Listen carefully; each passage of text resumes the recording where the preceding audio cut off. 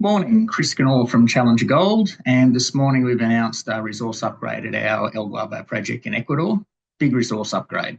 We've doubled the resource from 4.5 to 9.1 million ounces gold equivalent. That resource sits across our 100% owned El Guabo project, where there's 4.7 million ounces, and on the Colarado V Project next door, where we're earning 50%, where there's 4.4 million ounces. So 6.9, almost 7 million ounces attributable to Challenger. Significant upside. That resource is from 5 of 15 major gold in soil anomalies we've identified. We've only drilled 5 up densely enough to calculate a resource. We've actually drilled 13 of them. They're all mineralised, so that resource will get much larger.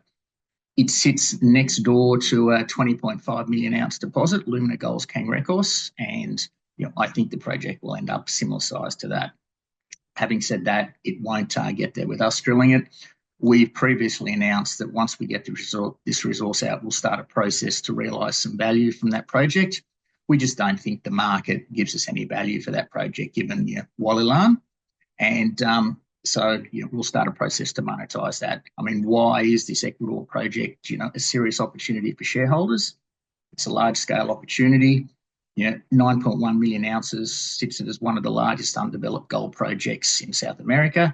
You sort of marry that up with Lumina, which literally sits 2 kilometres away and is the other half of the deposit split by a tenement boundary. There's actually 30 million ounces there, and there's not many places in the world where you can get a 30 million ounce ore body. We've got a high-grade core, 2.1 million ounces at a gram, including 1.2 million ounces at 1.2 grams. That throws up some really interesting sort of early stage cash flow opportunities and also an ability to stage the much larger project. Strategic location, as I said, it sits next door to Lumina Gold's Cangrejos project. They've got a $300 million royalty financing deal with Wheaton. Our project is unencumbered from royalties, so there's some flexibility there. And it's in a world-class copper gold region in Ecuador. Development-ready infrastructure. We've got road, power, water, internet to site. We're only 35 kilometres from a deep water port that can handle a concentrate. So, great project logistically. Having said that, what does the value realisation process look like? Most likely it ends up listed on the TSX as a standalone project, either via an IPO or roll it into a Canadian entity in return for shares. We'll also have a look and see if there's any strategic buyers out there where we could divest the assets outright, or potentially a farm in as well. We've had a couple of soft approaches, but really we were waiting on this resource to initiate the process. So now that lets us do that.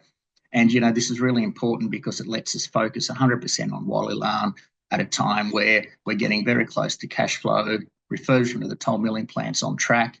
We'll be generating, gold and cash flow from gold the second half of this year. So thank you very much and have a great day.